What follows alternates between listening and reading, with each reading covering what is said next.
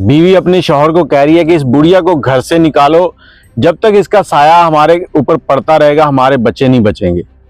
अस्सलाम वालेकुम, कैसे हैं आप लोग। मैं हूं आपके साथ अदनान और आप देख रहे हैं हमारा YouTube channel story with Adnan. तो चैनल को सब्सक्राइब कर लीजिएगा और वीडियो के लास्ट में अपना कमेंट जरूर किया करें।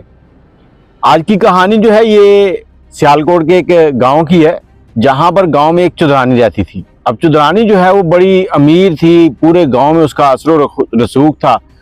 उसके 3 बेटे थे। 2 बेटे जो थे वो बड़े थे और तीसरा जो था सबसे छोटे वाला, उसकी चलती बहुत थी। वो क्यों? जब वो बेटा पैदा हुआ था तो उसके बाप का जो वालिद का जो कारोबार था वो इतना तरक्की कर गया तो कि बाप उसको बड़ा लकी कहता था। सारा घर जो है वो उसकी बात मानता था, यहाँ तक कि मामे ताए चाचे हर बंदा उसकी बात जो है ना वो मना नहीं करता था, जो वो कह देता था वो हो जाता था। अब उसका नाम जो था वो था रिजवान। तो रिजवान जो है वो बहुत ही काबिल भी था, खूबसूरत भी था। इनके घर में एक नौकरानी आती थी। उस नौकरानी की एक बेटी थी मानो। मानो इंतहा की खूबसूरत थी, इतनी खूबसूरत कि हर देखने वाला उसकी तारीफ करता था। बस कमी थी तो ये थी कि वो एक गरीब घर में, कमी घरों में पैदा हो गई थी। अब उसकी माँ उसको कभी कभी साथ ले आती और चुदरानी जो है उसको कहती कि अपनी बेटी को घर में रखा करो, बहुत खूबसूरत है, कहीं नजर ना लग जाए। उसकी माँ कहती मेम साहब हम क्या करें, गरीब लोग हैं, कमाने के लिए भी कुछ ना कुछ करना पड़ता है, तो बाहर निकलना पड़ता है, इसलिए हम लोगों के घरों में जाके काम करते हैं, रोजगार कमाते हैं। अब रिजवान जो था वो बड़ा हो गया था और वो बाहर जा रहा था, क्योंकि उसका जो कारोबार था उसके वालिद का वो ये था कि ये बैग, बल्ले, फुटबॉल ये यहाँ से बनवा कर बाहर एक्सपोर्ट करते थे। अब इन्होंने एक अपना दफ्तर जो है वो बाहर खोल लिया दूसरे मुल्क में।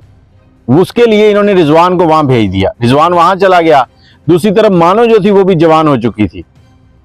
अब मानो की वालदा जो है एक दिन चुदरानी के घर आई तो चुदरानी ने बातों बातों में उससे पूछा कि तुम लोग मानो की शादी क्यों नहीं करते। जो काम वाली थी उसने कहा मालकिन मानो की शादी की बात चल रही है। चुदरानी कहती किससे? तो कहती वो अपने गांव में सूबेदार नहीं है उसके साथ। तो चुदरानी कहती तुम पागल हो गई हो, सूबेदार की उम्र देखो, तुम्हारी बेटी की उम्र देखो, इसका बाप लगता है, तुम उससे इसकी शादी करोगी।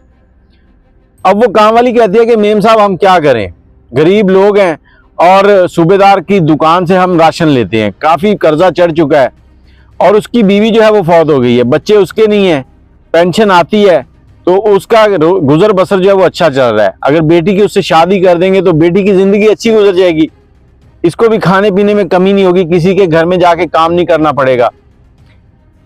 तो 1-2 दिन में हम उसकी शादी, उससे निकाह कर रहे हैं बस। अब निकाह हो गया। दूसरी तरफ जो रिजवान था, जब वो पाकिस्तान में था तो उसकी मानों के साथ कोई अंडरस्टैंडिंग चल रही थी, लेकिन उसने किसी को बताया नहीं था। जब उसे पता चला कि ये निकाह हो गया तो वो वहां से वापस आया। कुछ 2-3 महीने लग गए। वापस आया। वापस आकर वो कहीं बाहर मानों के साथ कहीं बातचीत कर रहा था तो एक और काम वाली जो किसी दूसरे घर में काम करती थी उसने देख लिया। वो वहां से सीधी चुदरानी के पास आई, उसे आके कहती कि तेरा बेटा जो है ना वो मानो के चक्कर में लगा हुआ है, छोटा बेटा रिजवान। चुदरानी को बला का गुस्सा आया, चुदरानी ने थप्पड़ निकाल के उसको मार दिया। अब वो काम वाली कहती कि मैम साहब थप्पड़ मारने से वो चीज खत्म नहीं होगी जो मैंने बताई है, अपने बेटे को कंट्रोल करो, उसकी शादी कर दो, नहीं तो वो मानो के चक्कर में कुछ गलत कर बैठेगा। अब चुदरानी बड़ी परेशान सोच ही रही है कि अभी वो घर आएगा तो उससे बात करूंगी, और दूसरी तरफ रिजवान जो था वो मानो से बात करने के बाद सीधा सूबेदार के पास चला गया। सूबेदार को जाके कहता कि तू मानो को तलाक दे। अब ये घर जो था ना पूरे गांव के अंदर सबसे पैसे वाला था, असर रसूख वाला था, पूरा गांव इनसे डरता भी था, इज्जत भी करता था। और पैसा जो होता है ना उसके आगे हर चीज जो है ना फीकी पड़ जाती है। सूबेदार कहता है इन्होंने मेरे इतने पैसे देने हैं, तो रिजवान पैसे निकालता है, उससे डबल निकाल के उसके मुंह पे मारता, ले पैसे। सूबेदार कहता है इसके पेट में मेरा बच्चा पल रहा है। तो रिजवान कहता है तो इसे तलाक दे, बस जो बच्चा पैदा होगा तो तुम्हें दे देंगे। अब सूबेदार ने उसको तलाक दी। रिजवान ने मानो का हाथ पकड़ा और अपने घर लेके दाखिल हो गया। घर में नौकर चाकर घूम रहे हैं, उसकी माँ जो है वो लॉन में बैठी हुई है, तो जाके माँ के पास खड़ा हो जाता है। माँ देखकर बड़ी परेशान हो जाती है कि ये मानो का हाथ पकड़ के आ रहा है घर के अंदर। अब वो कहता है कि माँ मैं ना मानो के साथ शादी करूंगा, जब तक इसका बच्चा पैदा नहीं होता ये आपके पास अमानत है, तो जब ये बच्चा पैदा हो जाएगा तो उसके बाद हम निकाह कर लेंगे, बच्चा सूबेदार को दे देंगे। अब माँ नौकरों के सामने कुछ नहीं कहती और कहती है ठीक है बेटा तुम अंदर चलो मैं आती हूँ। अब बेटा अंदर चला जाता है, दूसरी तरफ वो मानो को 2-4 थप्पड़ मारती है और उसको गालियां देती है, उसको कहती है तेरी ये हिम्मत।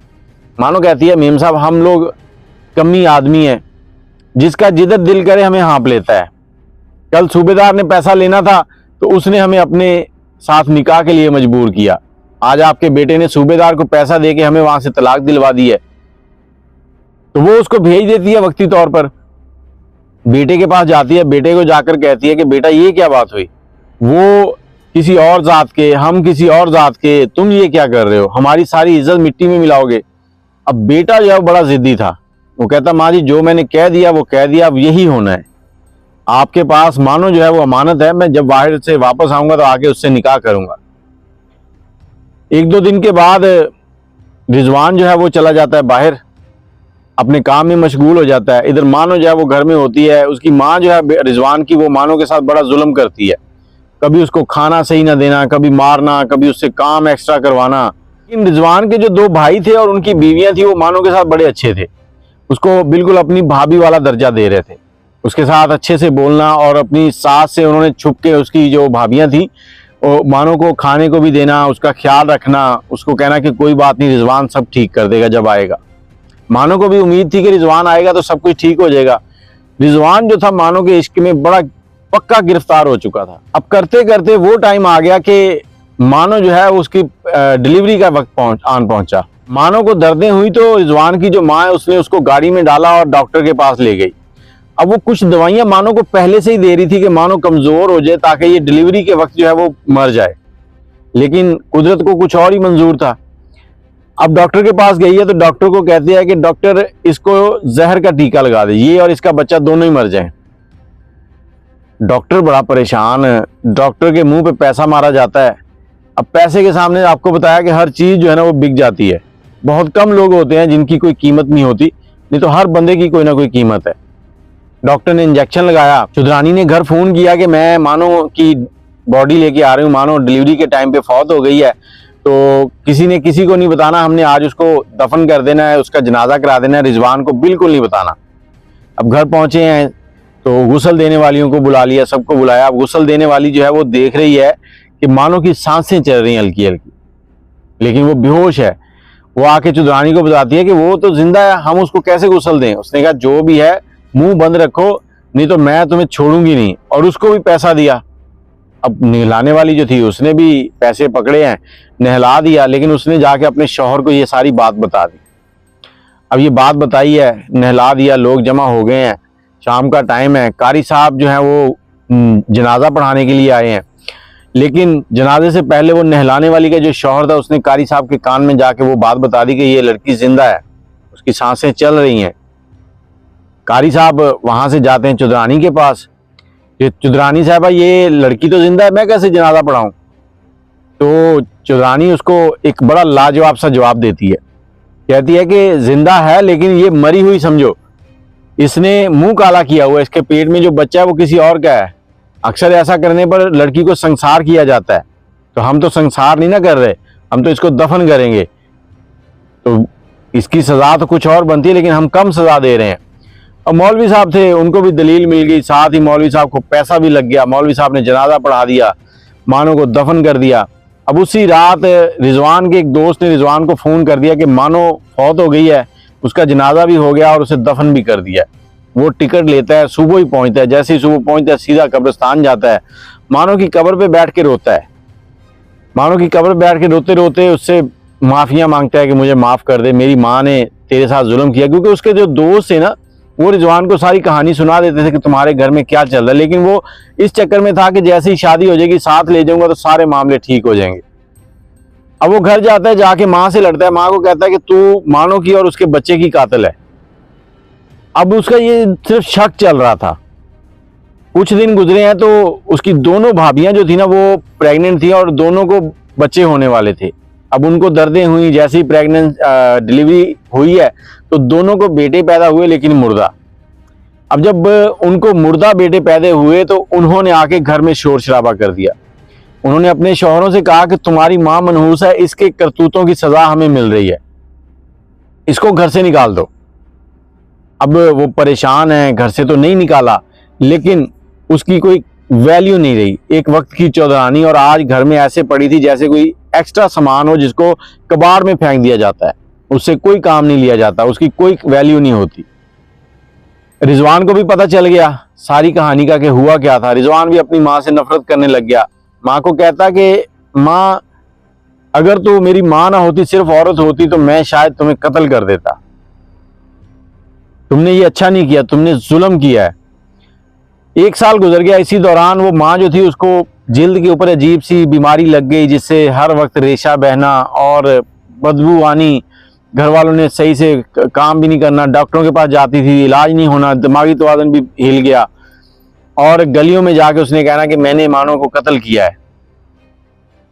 साल के बाद उसकी भाभियां जो थी वो दोबारा प्रेग्नेंट थी और उनके डिलीवरी का टाइम आया तो दोनों के बच्चे फिर मुर्दा पैदा हुए।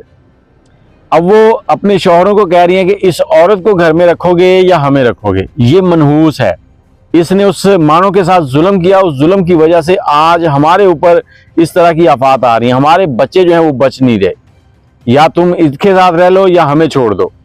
अब वो बच्चे जो हैं माँ को छोड़ते हैं तीनों और बाहर चले जाते हैं। माँ उस बड़ी हवेली के अंदर अकेली रहती है, 1-2 मुलाजिम होते हैं और गलियों के अंदर जाके अपने कपड़े फाड़ती है, लोगों के सामने अजीबोगरीब हरकतें करती हैं। तो ये कहानी आपको इसलिए सुना रहा हूं कि जब आपके ऊपर अरूज हो ना, आपके पास वैल्यू हो, तो अपनी वैल्यू को संभालो, लोगों के ऊपर जुल्म ना करो। जिसके ऊपर आप जुल्म कर रहे हैं वो कमजोर हो सकता है, लेकिन उसका रब बड़ा ताकतवर है, वो चाहे तो 1 सेकंड में आपको मनो मट्टी के नीचे धंसा दे। तो ऐसा ही हुआ इस चौधरानी के साथ। अब चौधरानी जो है वो इसी तरह से जिंदगी गुजार रही थी और रिजवान जो था वो मजनू की तरह दीवाना हो गया, कुछ उसका दिमागी तवाज़ुन हिल गया। बताने वाले बताते हैं कि बाद में वो ठीक तो हो गया था, लेकिन उसने शादी नहीं की सारी उम्र। वो मानो के गम में हमेशा ही रोता रहा और माँ जो है वो अजीबोगरीब बीमारियां लग गई, लोगों के सामने रुसवा हुई और आखिरकार वो मर गई। लेकिन ऐसे किस्से जो है ना वो लोगों के लिए नसीहत बन जाते हैं। आपको भी बताने का मकसद सिर्फ यही है कि रब से डरो, उसके बंदों की कदर करो, क्योंकि वो रहम करने वालों को पसंद करता है। अपनी राय कमेंट में ज़रूर दीजिएगा। अल्लाह हाफिज़।